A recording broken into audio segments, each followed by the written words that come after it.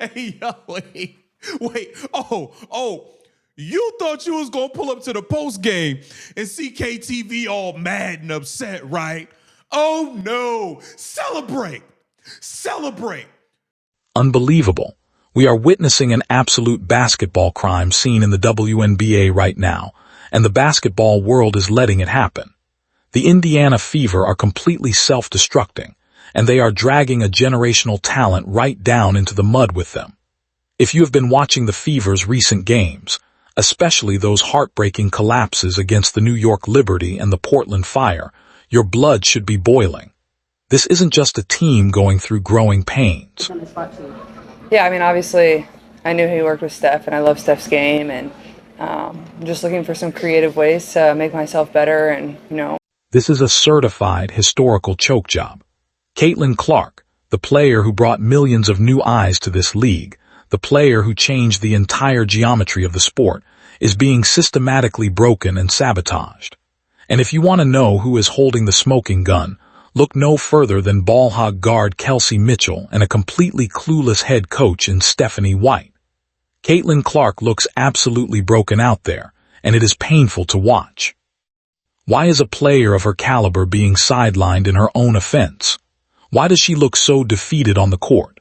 Today, we are pulling back the curtain on the toxic dynamic, the selfish playstyle, and the horrific coaching that is threatening to ruin Caitlin Clark's career. Let's do a post-mortem on these recent disasters because the tape does not lie. Look at the game against Portland. The Fever didn't just lose, they got blasted by 16 points, giving up a staggering 100 points in a single game. But the real tragedy, Caitlin Clark, one of the most lethal shooters in basketball history, was held to just 7 shot attempts the entire game. Let that sink in. 7 shots. How does a generational offensive engine only get 7 opportunities to score? That is not an accident. That is a failure by design. Then look at the New York Liberty game. For 3 quarters, Indiana actually looked competent. Aaliyah Boston was working inside, the ball was moving, and they held a legitimate lead against an elite team. But the moment the 4th quarter hit, the Indiana Fever completely choked. When the pressure mounted, and the team needed a calm, organized offense run through their star point guard, Caitlin Clark was completely frozen out. She was relegated to standing in the corner like a glorified role player. You could see the frustration etched all over her face. This is a player who used to command the entire floor at Iowa, a player who thrived under maximum pressure. Now, she's forced to stand around and watch her teammates pass themselves into turnovers. And that brings us to the biggest elephant in the room, Kelsey Mitchell. There is no denying that Mitchell is a talented scorer. She just passed 5,000 career points, which is a massive achievement. But basketball is a team sport, not a solo mission to pad your own stats. In today's modern game, Kelsey Mitchell is playing like the ultimate ball hog. Every single time the ball touches her hands, the offense dies. Her vision completely locks in on the rim, and everyone else on the floor becomes invisible to her. Watch the film carefully. Time and time again, Caitlin Clark does the hard work off the ball. She utilizes screens, breaks free from her defender, and stands completely wide open on the perimeter, ready to knock down a signature three-pointer. Any high IQ guard would instantly make that pass. But what does Kelsey Mitchell do? She lowers her head, drives blindly into a wall of 3 defenders, or forces up an impossible contested fadeaway shot. Mitchell might average over 21 points per game, but look at her assist numbers. She is averaging a pathetic 2.4 assists per game as a primary guard. That tells you everything you need to know. She isn't playing to win. She is playing for her own box score. Keeping an elite shooter like Clark as a bystander, while forcing bad shots, is the textbook definition of sabotage. But Kelsey Mitchell wouldn't have the audacity to play this selfishly if she didn't have total validation from the sidelines. This blame falls squarely on the shoulders of head coach Stephanie White. She was brought into Indiana with massive hype, expected to be the tactical mastermind who would unlock this roster and take them to the next level. Instead, Her coaching has been an absolute disaster class. She has completely neutralized Caitlin Clark's best attributes. Have you seen the viral clips of their interactions on the bench? Clark is visibly frustrated trying to talk strategy, and Coach White looks completely defensive, dismissing her instead of guiding her.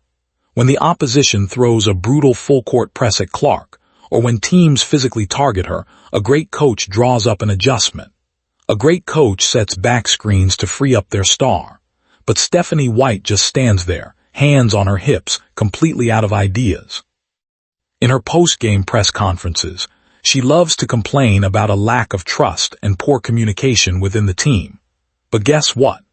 Building that trust and implementing a functional system is literally the coach's job. By failing to hold players like Mitchell accountable and failing to run the offense through Clark, Stephanie White is throwing Caitlin's prime years directly into the garbage bin. The data doesn't lie, and the record books show exactly what Caitlin Clark is capable of when she is actually allowed to play. She recently became the fastest player in WNBA history to record 150 points and 50 assists in a season. The talent is undeniable. The vision is elite. The passing is transcendent. But the system around her is completely broken.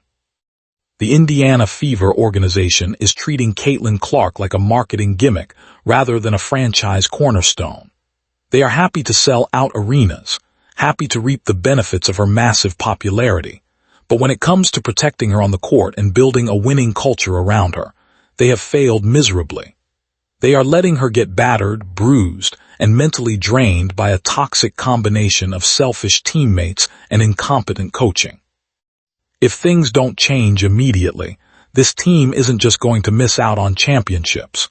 They are going to ruin the spirit of one of the most exciting prospects women's basketball has ever seen.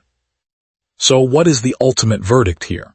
Is Caitlin Clark truly the victim of a poorly managed team, a ball-hog teammate, and a clueless coach? Or is this just the harsh reality of a rookie adjusting to a highly physical league? The evidence points directly at the coaching staff and the lack of team chemistry. Indiana has a Ferrari in the garage, but they are letting people drive it who don't even know how to use a stick shift. It is time for management to wake up, hold people accountable, and fix this system before it is too late. What do you think about this situation? Is Kelsey Mitchell ruining the team's chemistry, and should Stephanie White be on the hot seat? Drop your thoughts in the comments below. If you enjoyed this breakdown, make sure to hit that like button, share this video with other basketball fans, and subscribe to the channel with notifications turned on so you never miss another hard-hitting sports analysis. Thanks for watching, and I will see you in the next one. Peace out.